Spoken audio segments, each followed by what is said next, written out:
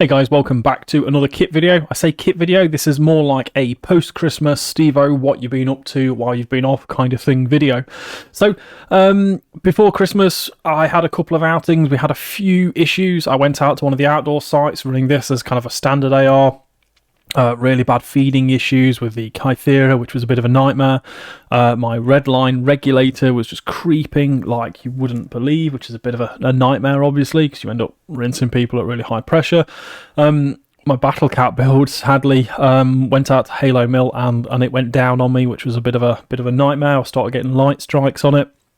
And then also, while I was at Halo Mill, I had a bit of an oddity with my primary adapter as well. So over the Christmas period, I've had a little bit of downtime. I've had a lot of time with the kids, which has been amazing, but also had some spare hours in the evenings to kind of twiddle my fingers about. So let's just go through what I've done to try and get myself ready for next year. So we'll start with the primary. So this bad boy got shot. So it's been shot before and it got shot right on the button of the mag release. It came off, spring went everywhere, absolute nightmare. Thankfully, they do ship with a spare. I installed the spare. It got shot when we were at Halo Mill, and it got shot right on the end here. And what it's actually done is it's cracked a part off underneath it, which you can just see there. But that piece of plastic which cracked off went in, and you can just see the spring under there, and it got stuck under there. So I couldn't actually push the mag release at all. It was like doing that. So when you actually use these, you push it a tiny little way. It doesn't go very far. So what I've done is I've undone this screw at the top here. The whole button comes out. Took that piece of plastic out. Not too happy. That button's going to die soon. I just know it's going to. At which point I think I may have another one spare somewhere. We'll get that swapped out. But for the time being, we are working absolutely fine. If I use it here, kind of at the back of the button, we're okay-ish. It's not the original spring in there. It is a make do, but it does work. A little bit worried about putting too much pressure on it, but we'll see how that goes. So the primary is up and running again. Didn't take the advantage and do a full service on it because generally it's working pretty well. It's probably due on. I mean, it's still pretty good with the push and release, and the rubber's pretty decent. It's probably due a bit of a clean, but it's working in general, so I'm going to leave it alone. Next one was the Battle Cat. So one of the things I've done with this Battle Cat, obviously I've got this AM frame on here, and I've never had an advanced frame before, and I've got the grip, and I've got the nice Battle Cat slide and everything. Now gone for the steel Battle Cat hammer that you can see there, or the Limcat hammer. Absolutely gorgeous, gorgeous piece there. However, I put a hammer pad in there just to try and protect it that little bit. Now, what that caused it to light strike, where that wouldn't go all the way. It would kind of hit to about here when the slide came back. So it would come back and it would just kind of like go so far, clunk, and it would do that, and it would be an absolute pain. And that was every shot, no matter what.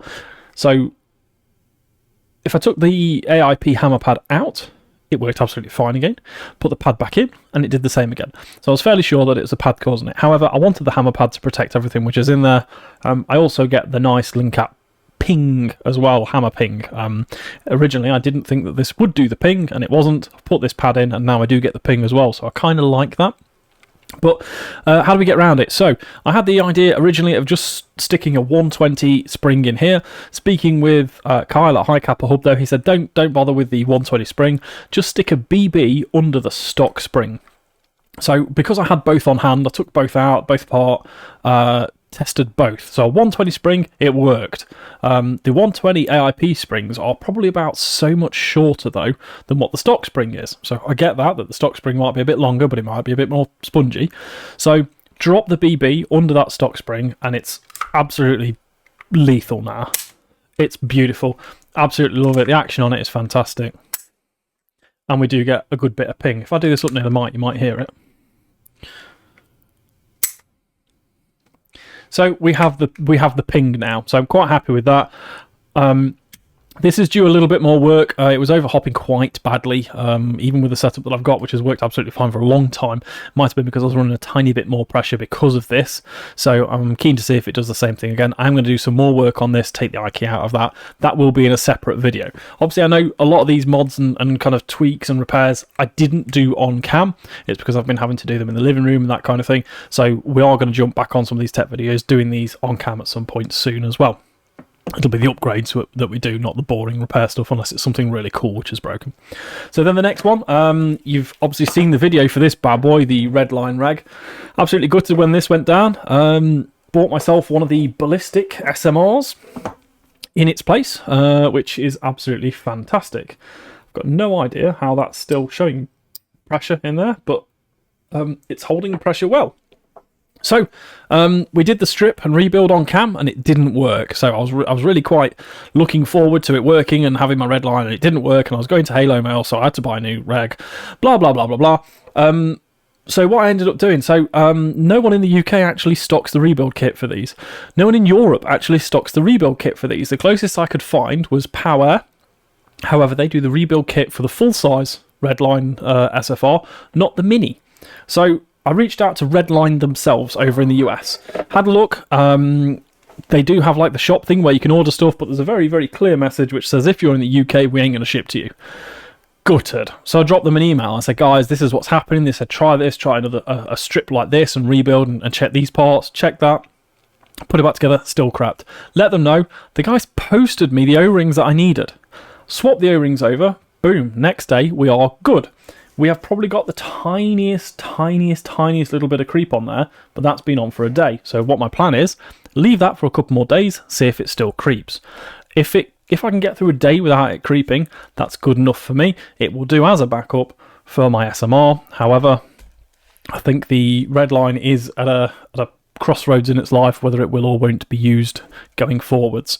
I don't want to sell someone a faulty reg, so I want to get it working as good as possible. If it doesn't work, I will probably strip it completely just to see how they work. If it doesn't, or if it does work, I will probably sell it on.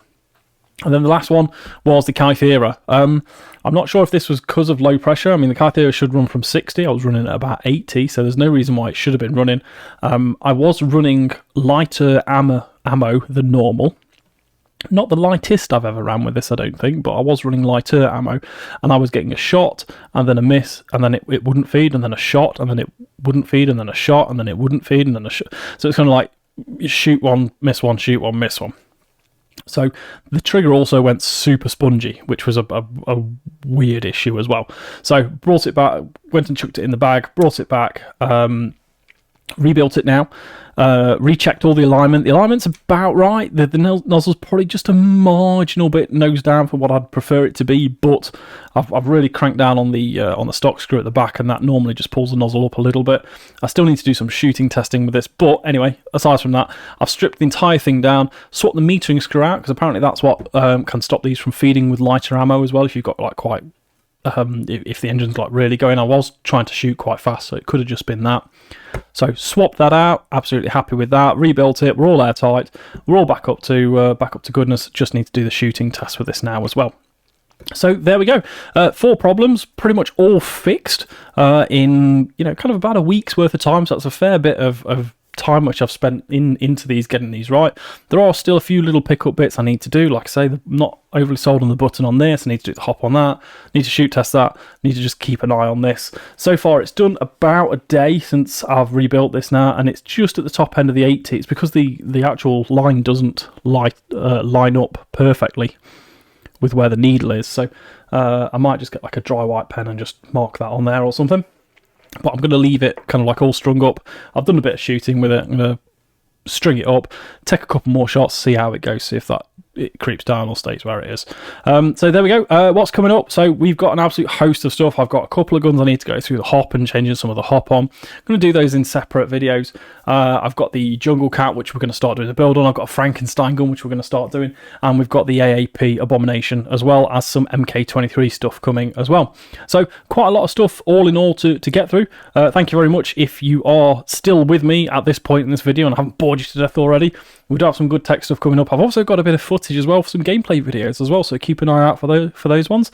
So thank you very much. Please hit that like button. Please drop me a sub if you can. It does help my YouTube journey. And drop me a comment so that we can talk about cool airsoft stuff all the time. Thank you very much, guys, and I will catch you in the new year on the next one.